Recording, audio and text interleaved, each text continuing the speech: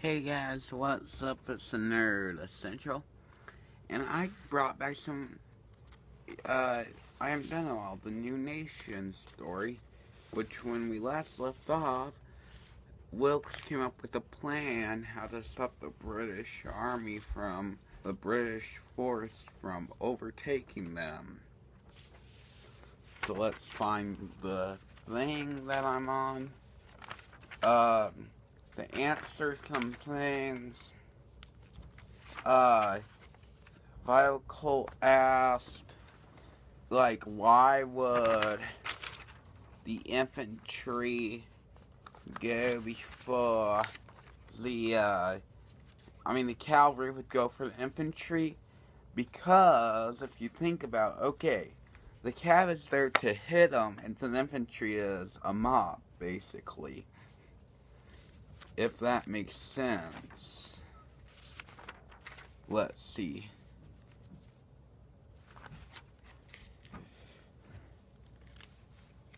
Okay. Guys, we're close.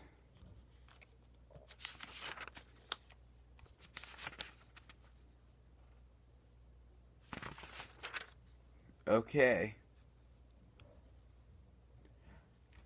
Okay. So this is right after Wilkes comes up with a plan.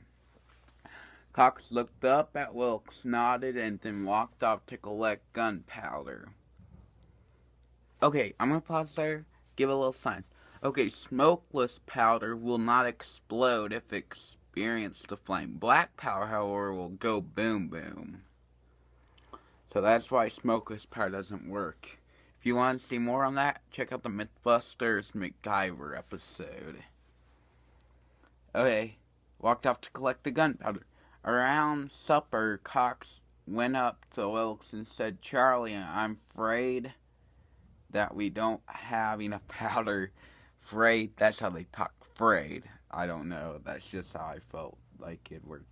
But Wilkes looked up from his bread and said, "I have a backup idea. What if we were to send reinforcements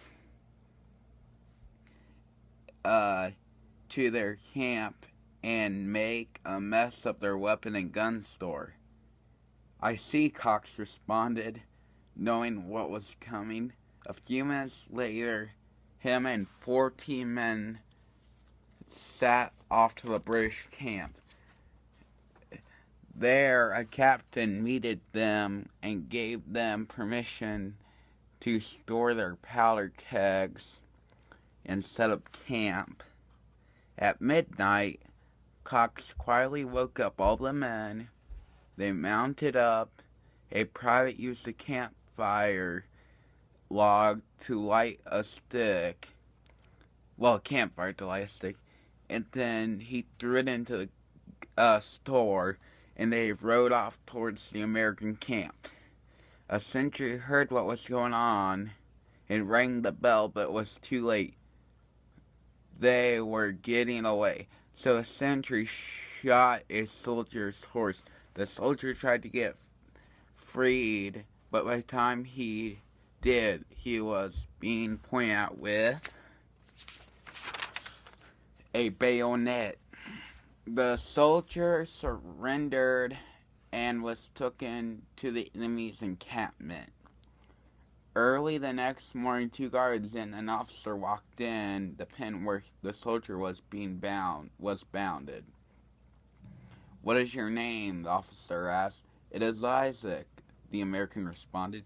"Tell us what you know," said the officer. "I would kill myself before betraying my cause to you," Isaac responded. "Very well. Give Mr. Isaac a piece of bread and send him on his way." "Yes, Captain," a guard said. When Isaac was 10 yards away from the camp, he heard a gunshot and fell dead. Yeah. That's about why you don't trust an enemy officer. At the American camp, they were mobilizing to surround the British camp. when the Americans and Mexicans were in range, Wilkes ordered the enemy commander to surrender. Most enemy wanted to give a last hurrah. You are outnumbered, and if you don't have the manpower, Cox warned them. All of a sudden, the British commander ordered his army to open fire at will. The firefight that ensued only lasted a few minutes. What was left of the enemy was running away. Oh yeah, this is part 8, by the way. I forgot to say that. Okay, next chapter, and I only got 2 pages of this, so... yeah. So, the plan. When they got back to the camp, Wilkes took Cox to the side and said, once again, Wilkes is a genius, he says. I think I got a plan. We need to get a ship. We're going to live as seamen until we get to a Boston port and then be insurgents, sir. If the word isn't too dicey, terrorists. Cox looked up from cleaning his pistol and responded, I'll go get it. About a week later, Cox came back. He went to Wilkes as swiftly as possible and grabbed him out of the camp chapel. Then he pulled him to the side and said, Charlie, I could not get a boat. Well, Wilkes said, we need to get another plan. We need another plan, Joe. Both men sat in silence for a while, maybe 30 minutes. Cox looked up from sewing black lettering into his shirt with thread that said Joseph Anthony Cox. Cox remarked, is there any monasteries around here? Yes, why? Wilkes said, almost ready to hear a plan. We need to borrow monk robes, Cox said. Then before Wilkes could say it would not, with the scout came back, we found a small port town with about maybe 80-90 houses. Wilkes dismissed the soldier. Well, we know where our friends ran off to, Joe. Let's finish what we started, Charlie. So, a few comments before I leave and go off to write the next part, and hopefully tomorrow I will bring you a little more. Basically, okay, we can get off the light. Basically, okay, number 1 that I want to explain. The black lady was sewing. He was making dog tags. Not exactly what we think of dog tags, but yeah, dog tags. And then, yeah, so the Brits ran off to the small port town, which now we'll find out what the fate of the small port town is. And then, any other questions you'd like me to answer, put in the comments below. But one more thing I want to remark on.